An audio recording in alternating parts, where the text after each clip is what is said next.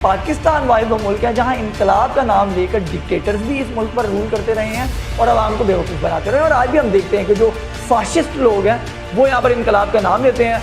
एक बात जो अहम है कि इनकलाब लाने में अहम किरदार एक आवाम से हमदर्दी रखने वाले और साम्राज्य के खिलाफ लड़ने वाले लीडर ही लाते हैं। $10 लाख का चेक लेने से इनकार कर दिया और डॉक्टर इकबाल वाला से कहा कि ये काम अब आप छोड़ दें क्योंकि पाकिस्तान में हुकूमत बदलने वाली है। अस्सलाम वालेकुम नाज़रीन, I am your host Azeem Butt and you are watching Baghi Tareekh. जिस तरह आपको मालूम है कि इस प्रोग्राम के अंदर हम आपके सामने लेके आते हैं पाकिस्तान की तारीख के तल्ख़ हक़ाइक़। आज भी इसी तरह का एक वाक़या हम लेके आ रहे हैं और हम देखते हैं कि पाकिस्तान के अंदर सहाफ़ियों को बड़ी बुरी निगाह से देखा जाता है। एक तो बंटवारा हो चुका है सहाफ़ियों के दरमियान, हम देखते हैं कि ग्रोह बन चुके हैं, पॉलिटिकल पार्टीज़ की जो है वो बाइसनेस के हवाले से बन चुके हैं और बहुत से मामला हैं। लेकिन एक चीज़ बड़ी इंपॉर्टेंट है कि इस मुल्क के अंदर लूली लंगड़ी जिस तरह की भी जमहूरियत चल रही है, आज की इस वीडियो में मैं आपको ये बताऊंगा कि एक ऐसा किरदार सहाफ़त में मौजूद था कि वो इस जमहूरियत का जिस तरह की भी ये चल रही है उसका क्रेडिट उस शख्स को जाता है, उस सहाफ़ी को जाता है। अगर वो सहाफ़ी मौजूद ना होता तो इस मुल्क के अंदर डिक्टेटरशिप से भी आगे का कोई निज़ाम होता, शायद वो क्या होता वो हम आपको आज की इस वीडियो में बताएंगे।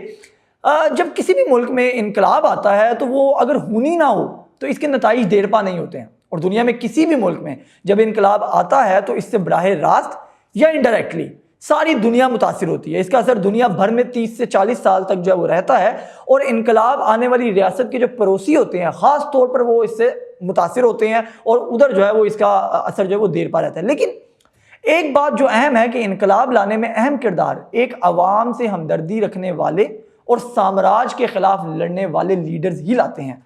मगर अनफॉर्चुनेटली पाकिस्तान वाहिद वो मुल्क है जहां इनकलाब का नाम लेकर डिक्टेटर्स भी इस मुल्क पर रूल करते रहे हैं और आवाम को बेवकूफ़ बनाते रहे हैं। और आज भी हम देखते हैं कि जो फाशिस्ट लोग हैं वो यहाँ पर इनकलाब का नाम लेते हैं और मैं आवाम तमाम को तो नहीं कहूँगा लेकिन लाशऊरी में उनके पीछे लग जाती है कि शायद यही मसीहा है। आज भी कुछ ऐसा ही हो रहा है। आज के दौर में भी मैं किसी का नाम तो नहीं लूँगा, आप समझदार हैं कि इनकलाब का नाम लेके एक फाशिस्ट तरीन आदमी जो है वो आवाम को पीछे लगा लेता है। हालांकि ज़ाती मफाद जो होते हैं वो उसको सिक्योर करना उसका काम होता है।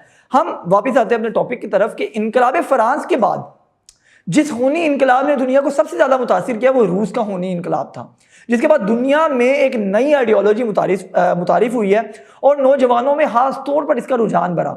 और इनकलाब के बाद से इस आइडियोलॉजी पर दुनिया भर में मुख्तलिफ गिरोहों ने काम किया। हमने ये देखा कि इनकलाब रूस के बाद जो है वो हम देखते हैं कि लेफ्ट आइडियोलॉजी के नाम से हम देखते हैं लाल रंग के झंडों के तले जो है वो इनकलाब का नाम लिया जाता है। ये भारत में भी है, इस वक्त कम्युनिस्ट पार्टीज़ जो हैं वो काम कर रही हैं, पाकिस्तान में भी शुरू में करती रही लेकिन फिर उनके ऊपर बैन कर दिया गया। अब भी छोटे ग्रोह जो है वो काम कर रहे हैं। तो जो रूस का इनकलाब था उसने अपना जो असर है वो पूरी दुनिया में बड़ा देर पा छोड़ा।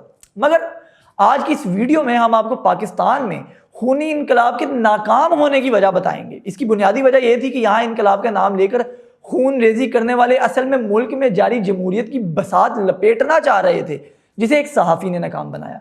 हमारे यहाँ सहाफ़ियों पर खूब कीचड़ उछाला जाता है जैसे मैंने आपको पहले बताया, मगर यकीन करें आज इस मुल्क में जो निज़ाम जमहूरियत कमज़ोर से ही मगर रवा दवा है वो सहाफ़ियों की मरहून मिन्नत है। इस मुल्क में 90 की दहाई में नवाज शरीफ समेत 500 अफराद के कत्ल की साजिश एक सहाफ़ी ने नाकाम बनाई थी। मैं ये तमाम बातें आपको सबूतों के साथ पेश कर रहा हूं ताकि कोई इबहाम ना रहे। जिस शख्स को आज मैं कोट करूंगा वो शख्स खुद इस खून रेजी की साजिश का हिस्सेदार बनने की पेशकश हासिल करने वाला था, लेकिन इस साजिश का हिस्सा बनने से उसने इनकार कर दिया और उसके बाद उसने ये इंकशाफात किए। इस शख्स का नाम डॉक्टर इकबाल वाला था।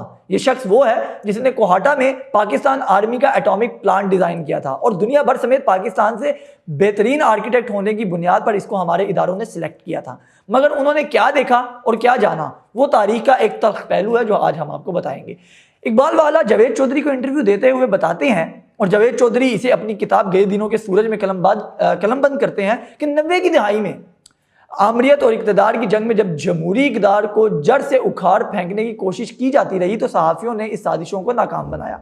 اگر جمہوریت پسند صحافی موجود نہ ہوتے تو اس وقت پاکستان IMF کی ایک ایسی کالونی ہوتا. انفارچونیٹلی آج بھی کالونی تو نہیں ہے لیکن IMF کے زیر سایہ ہے, لیکن اس وقت کے حالات جس طرح کے یہ بتا رہے ہیں, ہم آپ کو آگے چل کے بتائیں گے کس طرح کی کالونی ہوتا, وہ آپ خود اس کا تصور کر سکتے ہیں.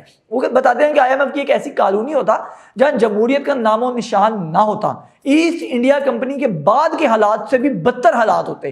90 کی دہائی میں 500 سے زائد جمہوریت پسند لیڈران کو گولی سے اڑا کے فرانس اور روس کے انقلاب کی ایک نئی صورت پیش کرنے کا منصوبہ بھی ایک صحافی نے ناکام بنا کر ملک کو خونی انقلاب سے بچایا.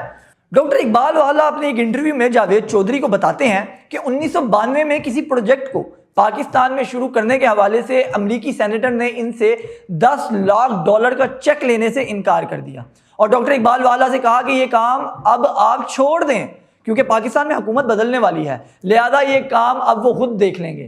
ڈاکٹر والا کہتے ہیں کہ میرے لیے یہ خبر جو ہے وہ بالکل حیران کن تھی اور نئی تھی کیونکہ پاکستان میں حالات بالکل پرامن تھے.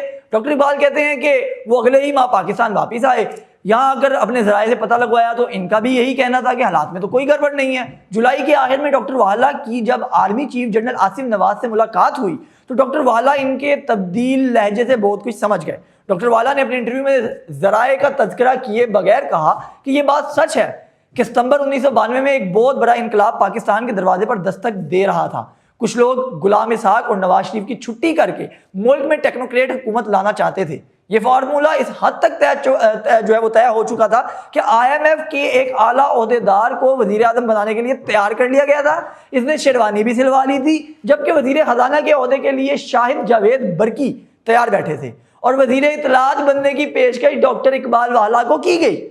والا کہتے ہیں کہ انہوں نے اس خونی کھیل میں شامل ہونے سے منع کر دیا کیونکہ ان کا منصوبہ یہ تھا کہ اقتدار کے بعد فوراً پاکستان میں 500 کے قریب اہم لوگوں کو گولی سے اڑا دیا جائے گا. بعد ازاں ناجائز طریقے سے دولت کمانے والوں کو ٹارچر سیل میں بند کیا جائے گا اور کالا دھن وصول کیا جائے گا.